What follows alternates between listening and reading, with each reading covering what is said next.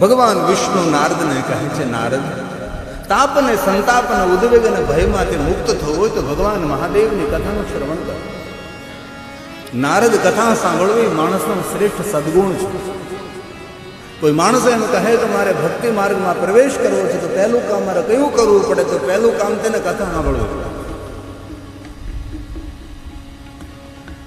કેસરી કપડાં પહેરવાથી ભક્તિ માર્ગમાં પ્રવેશ કરાય ન કરાય ખબર નથી, પણ કથા સાંભળવાથી ભક્તિ માર્ગમાં પ્રવેશ થાય એ વાત એકદમ પાકી છે.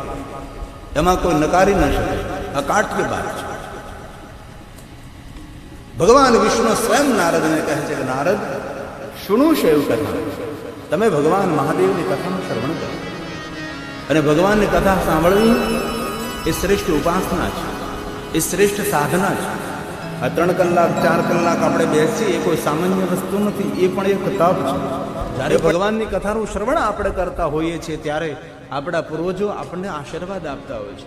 આપણા દાદા, આપણા પરદાદા, કેટલા દાદાઓ બધા ગયા છે. એ દાદાઓના આત્માઓ સૌ રાજી થતા હોય કે મારા કુળનો પરિવાર કથા સાંભળે છે.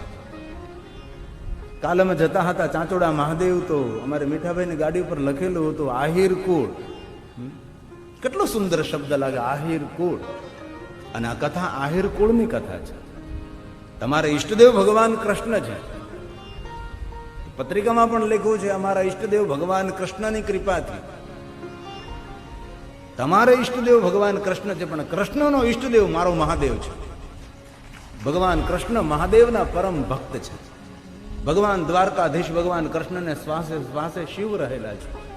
શિવ મહાપુરાણમાં ભગવાન કૃષ્ણની શિવ ભક્તિનું વિસ્તૃત વર્ણન છે.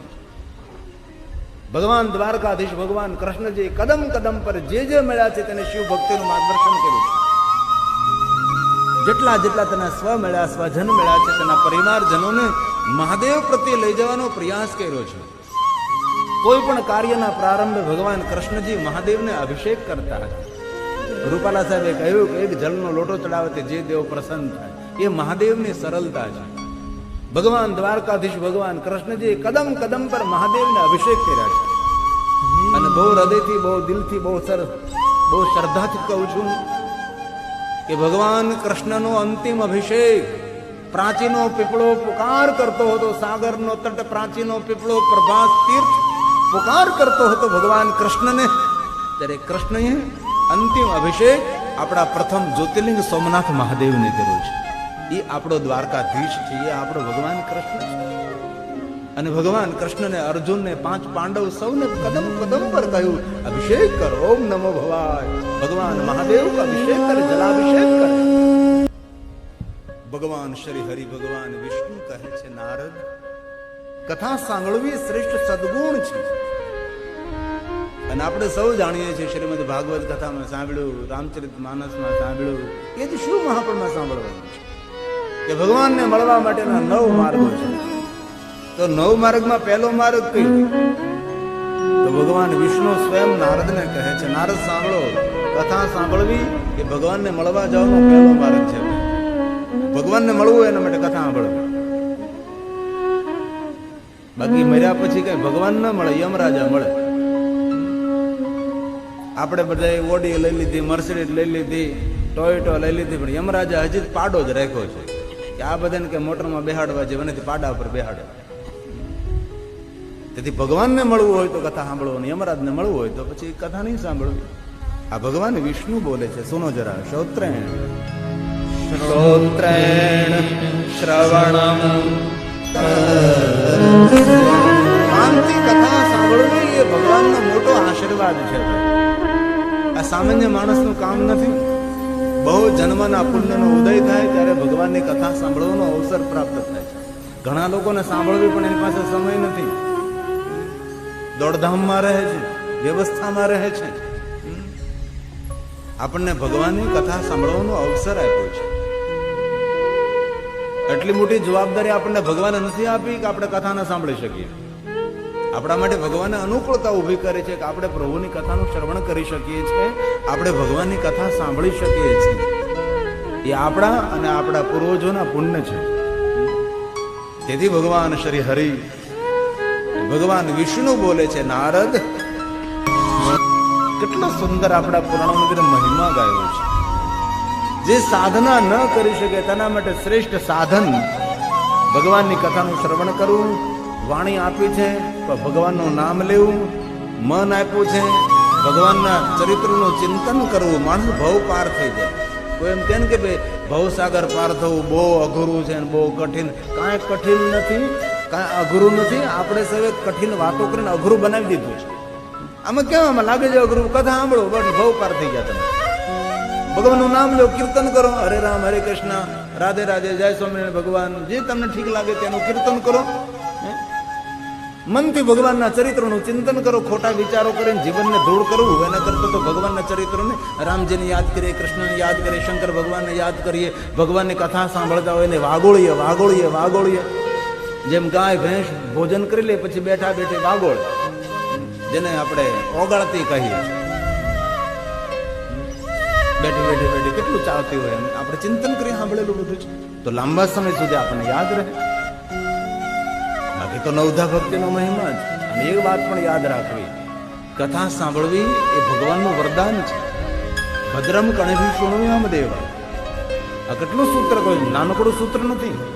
આપણે ઋષિમુનિઓ ભગવાનને કહ્યું, ભગવાન એવો અવસર ઉભો કરો કે અમને ભગવાનની કથા સાંભળવા મળે. ઈશ્વર પાસે માગ્યું છે અમને એવી કૃપા કરો કે અમને અમારા કાન દ્વારા સારી સારી વાતો, શ્રેષ્ઠ વાતો, ભગવાનની વાતો, ભદ્ર ભદ્ર અતિ ઉચ્ચ વાતો અમને સાંભળવા મળે. આવું ભગવાન તમે અમારા પર કૃપા કરો. આવું ઋષિ મુનિઓએ ગાયું છે. કેટલી સુંદર વાત છે. હારું હારું ખાવા મળે એવું નથી કહ્યું. હારા હારા મકાન મળે, હારા હારા કપડા મળે, હારું હારું બધું સોના ચાંદ, નહીં નહીં, બિલકુલ નહીં. અમને પ્રભુની કથા સાંભળવા મળે, સારી વાત સાંભળવા મળે. એટલે વાત યાદ રાખવી કે હવારથી ઉઠીને કોઈના મુખેથી બે સારી વાતો સાંભળવા મળે ને તો પણ સમજવું કે ઈશ્વરની કૃપા છે. બાકી ક્યાં સારું સાંભળવા મળે આપણને? સારું સાંભળો, જે સાંભળો એ ચિત્તમાં એકત્ર થાય, ચિત્તમાંથી ચિંતનમાં આવે, ચિંતનમાંથી વિચારોમાં આવે, વિચારોમાંથી વાણીમાં આવે, વાણીમાંથી વ્યવહારમાં આવે. તો માણસે વ્યવહાર કુશળ બનવું હોય ને માણસે શ્રેષ્ઠ બનવું હોય તો ભગવાનની કથા સાંભળવી. આ ઋષિ મુનિઓનું સૂત્ર છે. અમે મહાદેવ સ્વરૂપોની પૂજા કરીએ છીએ. કોઈ કરણના ફૂલોથી કરે, કોઈ ધતુરાના ફૂલોથી કરે છે, કોઈ જાત જાત રંગબેરંગી ફૂલોથી કરે છે. અમે તમારી પૂજા શબ્દરૂપી પુષ્પોથી કરીએ છીએ. આ કથા શબ્દ પુષ્પ છે. અમે તમને પુષ્પો ચડાવીએ છીએ. અમે તમારો અભિષેક કરીએ છીએ. 3-4 કલાક વક્તા શ્રોતાની પૂજા કરે છે. ભલે કોઈ શ્રોતા છે, આ જજમાન છે, વક્તાની પૂજા કરે, પણ ખરેખર સહી અર્થમાં વક્તા શ્રોતાઓની પૂજા કરે છે. આપ અમારા માટે ભગવાનના સ્વરૂપો છો. કથાની સુંદરતા છે. અને હું તો હરેક કથામાં કહેતો રહું છું કે પોતાનો જીવનનો કિંમતી સમય, વ્યવહાર, કાર્ય કેટલું કેટલું છોડીને માણસ દૂર દૂરથી ભગવાનની કથાનું શ્રવણ કરવા આવે છે. 3-4 કલાક ભગવાનની કથામાં બેસે છે અને ભગવાનની કથામાં બેસીને કથાની સુંદરતા વધારે છે. અને કહું છું કે જે માનવ પોતાનો કિંમતી સમય આપી કથાની સુંદરતા વધારે છે, મારો મહાદેવ એમને, એમના પરિવારને સદગુણોથી સુંદરતા વધારે એવી શંકર ભગવાનને પ્રાર્થના કરીએ. ગુણોથી સુંદરતા વધારે એવી શંકર ભગવાનને પ્રાર્થના કરીએ છીએ. કારણ કે આપ કથાની સુંદરતા છે, આપ કથાની શોભા છે. આશા રાખું છું કાલ 9 વાગે પહોંચી જજો અહીંયા. કારણ કે 9 વાગે કથાનો સમય છે આપણો. જો સમયસર કથાનો પ્રારંભ કરીએ તો બપોરે સમયસર કથાને વિરામ આપી શકીએ. જેટલું આપણે મોડું કરીએ એટલું બપોરે મોડું થશે. પછી પેલા રસોઈ વાળા મને મળવા આવે, તમે કેટલું બધું રસોઈ બનાવીને રાખીએ છીએ, તમે 2 વગાડી દો છો. મેં કીધું ભાઈ કાલે પહેલો દિવસ હતો એટલે 2 વાગી ગયા, આજે 2 નહીં વગાડો. અને એ વસ્તુ પણ યાદ રાખવી રહી. આ કથાનો પ્રસાદ ભોજન છે. ભોજનનો પ્રસાદ કથા નથી. એ ભોજન છે તો કથા નથી. આ કથા છે તો એ મહાપ્રસાદ છે. એટલે આવતીકાલથી અપેક્ષા રાખું છું કે સમયસર સવારે 9 વાગે પહોંચું. અને અહીંયા અમે લોકો 16 તારીખ સુધી જ રોકાવાના છીએ. બરોબર ને? 8 થી 16 તારીખ સુધી. 16 તારીખે 12 વાગે કથા પૂરી થાય એટલે અમે સીધા રાજપીપળા જતા રહીશું. તો આટલા દિવસ તમારે અમારી સાથે રહેવાનું છે.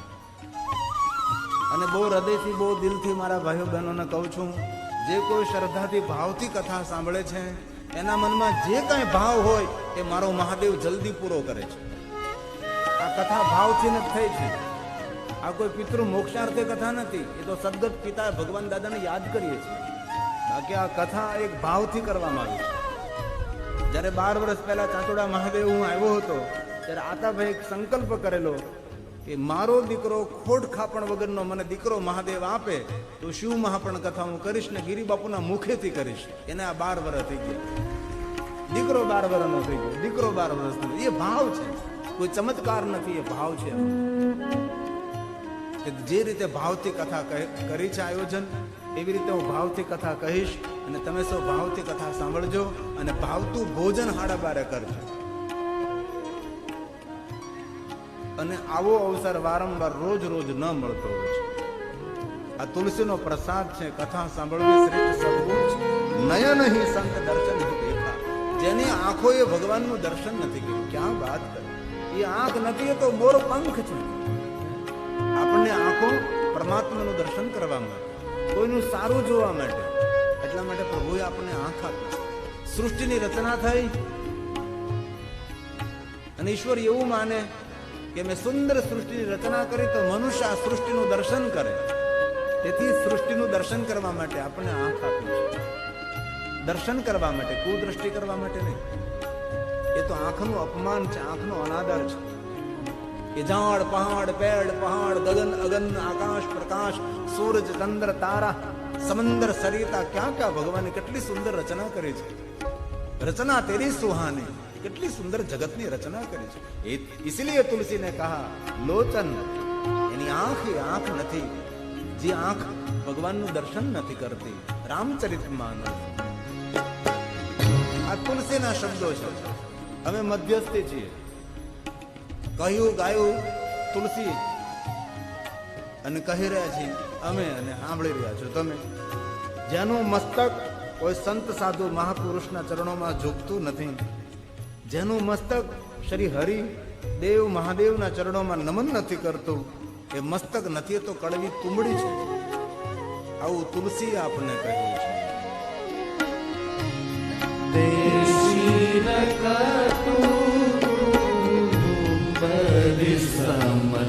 સમતુલા કડવી તુંબડી સમાન એનું ઘણા દુનિયામાં હોય છે કે નહીં. ભગવાનને નમે ન કોઈ ઝૂકે. નિરંતર અક્કડ અભિમાની અહંકારી ઘમંડી મનુષ્ય. લેવાનું કાંઈ ન હોય એનામાં, પણ જેનામાં કાંઈ ન હોય એનામાં જ અહંકાર હોય. જેનામાં બધું હોય એનામાં અહંકાર ન હોય. અભિમાન નરકનો દ્વાર, પતનનો માર્ગ. તુલસીએ કહી દીધું કે જેમનું મસ્તક શ્રી હરિના ચરણમાં નમન નથી કરતો, સાધુ સંતને નમતું નથી, એ મસ્તક નથી, કડવી તુંબડી સમાન છે.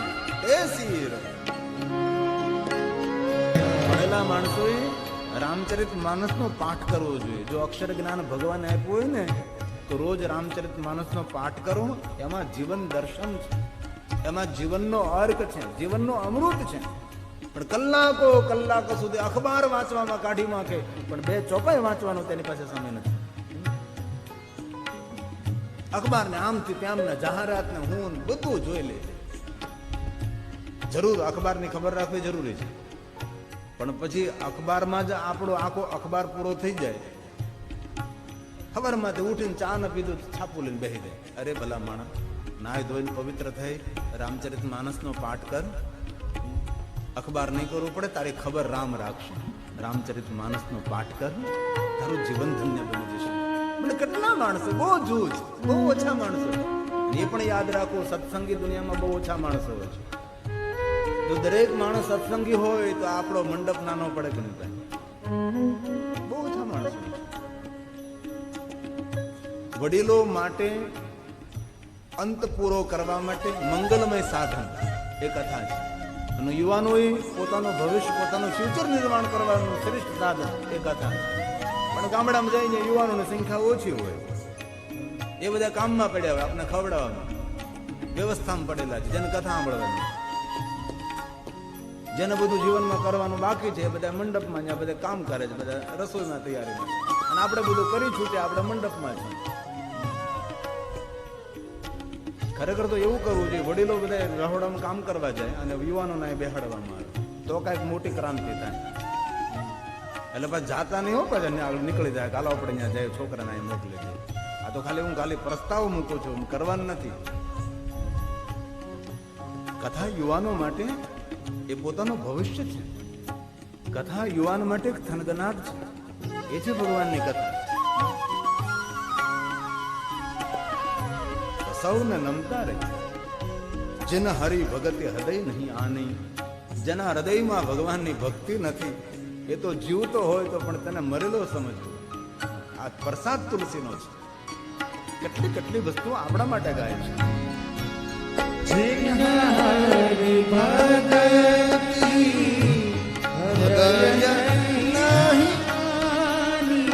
નહીં આની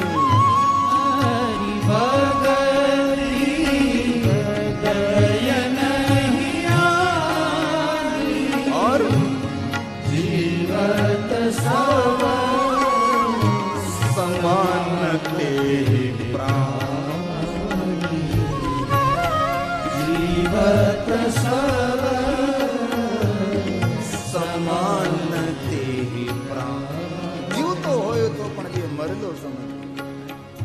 ઓર આ હવે કહે છે કે જેની જીવવા રામનું નામ નથી લેતી એ તો મેડકની જીવવા છે. મેડક મતલબ દેડકો, દેડકાની જીવવા છે. દાદુ ક્યાં તુલસીને જીવ એટલા માટે આપી છે. જીભ કોઈની સારી વાત કરવા માટે, કોઈનું સારું બોલવા માટે, હરિનું નામ લેવા માટે, હરિનું કીર્તન કરવા માટે આપણને ભગવાનને જીભ આપી. સિર્ફ ખાવા માટે ને લોકોની નિંદા કરવા માટે આપણને ભગવાનને જીભ નથી આપી. જ્યારે નહીં ખાવાનું માણસ ખાઈ રહ્યો ત્યારે જીભનું અપમાન થઈ રહ્યું છે. નહીં બોલવા જેવા શબ્દો માણસ બોલી રહ્યો ત્યારે જીભનું અપમાન થઈ રહ્યું છે. જ્યારે માણસના માટે કોઈ ગંદી ગંદી વાત કરે ત્યારે જીભનું અપમાન, ભગવાને આપેલી જીભ તેનું અપમાન થાય. નહીં ઘણા લોકો આખી જિંદગી લોકોના માટે ગંદી ગંદી ગંદી વાતો કરે, પછી ગટપણ આવે ને ત્યારે જીભ જતી રહે. દાદાને લવો ન વળે, લવો નથી વળતો દાદાને, હું વળે લવો. ભગવાનને પામી શકે છે જે મનુષ્ય ભગવાનની સ્તુતિ કરે છે, કથાનું શ્રવણ કરે છે. મનુષ્ય બિન પ્રયાસ ભગવાન તક પહોંચી શકે છે. આ શ્લોક શિવ મહાપ્રદ ગ્રંથનો છે અને એક એક શ્લોક આપણા માટે આશીર્વાદ પણ છે, એક એક શ્લોક ભગવાનનું વરદાન પણ છે. એક એક શ્લોક શિવની પૂજા છે. કથા કોઈ વાર્તા નથી, કથા શ્રેષ્ઠ વ્રત છે. કથા એક સાધના, એક ઉપાસના, કથા એક યજ્ઞ છે. પેલા યજ્ઞમાં સમિધની આહુતિ આપી છે, શબ્દોની આહુતિ આપવામાં આવે છે. કાન છે યજ્ઞ કુંડ છે. શબ્દો રૂપી આહુતિ કાનમાં હોમવામાં આવે છે. અંતકરણમાં દીપનું પ્રાગટ્ય થાય, દીપ પ્રજ્વલિત થાય છે. આ શ્લોક શિવ મહાપ્રણનો છે. વ્યાસ ભગવાનનો પ્રસાદ છે. શિવ મહાપ્રાણની અંદર ભગવાને જે કહ્યું છે હું કહેવાનો તમને પ્રયાસ કરું છું. કથા એટલી સરળ નથી, કથા અઘરી છે, કઠિન છે. જેટલું બને એટલું સરળ બનાવીને તમને કહેવાનો પ્રયાસ કરું છું. શ્લોક એ વાતનો આધાર છે, એ સિદ્ધાંત છે, કોઈ કલ્પિત વાત નથી, ભગવાનના વચનો છે. જેથી ઘણી વાર કોઈ કહેતા જો ભાઈ એને કહ્યું ને એ જ હું તને કહું છું, આમાં મેં કાંઈ ભેળવ્યું નથી. એ ઘણા લોકો નહીં આમ કહેવા આવે આપણને, જો ભાઈ એને જે વાત કરીએ તને હું કહેવા આવ્યો છું. તો આ ભગવાને જે કહ્યું છે એ અમે તમને કહેવા આવ્યા છે. ભગવાન વ્યાસે કહ્યું છે તે જન્મ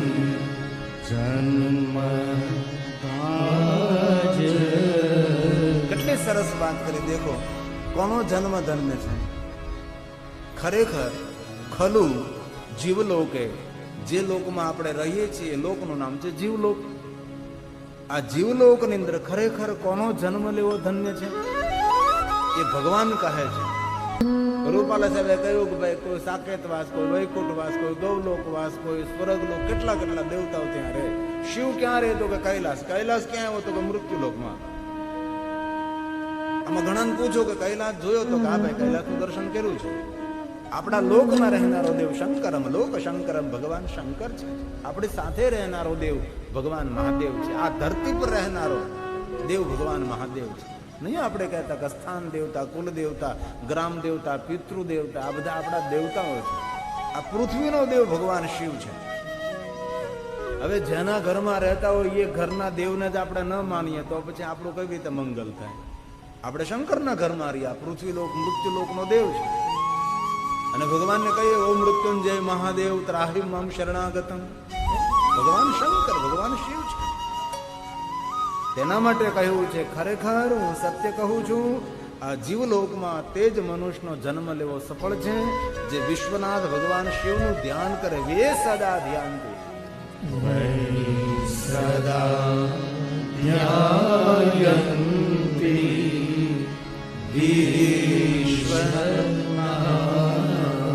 ભગવાન મહાદેવનું નામ છે વિશ્વનાથ, વિશ્વ સર્જક, વિશ્વ પોષક, વિશ્વ પ્રારંભ, વિશ્વ મધ્યક, વિશ્વ અનંતક, વિશ્વ અનંત ભગવાન મહાદેવના નામ છે. અને ગૌરવથી કહી શકું છું વિશ્વનાથ શિવને કહેવાય. બાકી ગમે એટલા દેવતાઓ મોટા થાય અને વિશ્વનાથ ન કહેવાય. વિશ્વપતિ, વિશ્વ સર્જક, વિશ્વ પોષક, વિશ્વ પ્રારંભ, વિશ્વ મધ્ય, વિશ્વ પોષક, વિશ્વ અંતક, વિશ્વ રક્ષક ભગવાન શિવને કહેવાય. એ આપણને ખબર પડે. વિશ્વનાથ મહાદેવને કહેવાય. બાકી દેવ ગમે એટલા સામર્થ્યવાન હોય કોઈને વિશ્વનાથ ના કહેવાય. એક મહાદેવ છે, આખા વિશ્વનો ઈશ્વર છે, વિશ્વનો નાથ. તેથી આ શ્લોકમાં કહ્યું વૈ સદા ધ્યાયંતી વિશ્વનાથમ.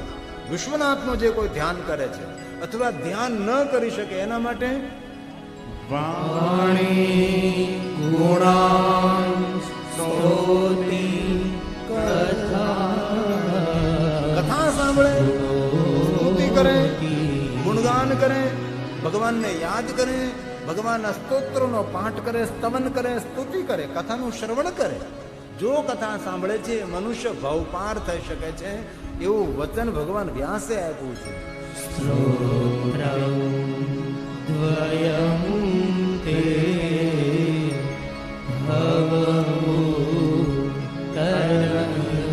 એ માણસ ભવપાર ઉતરી શકે છે.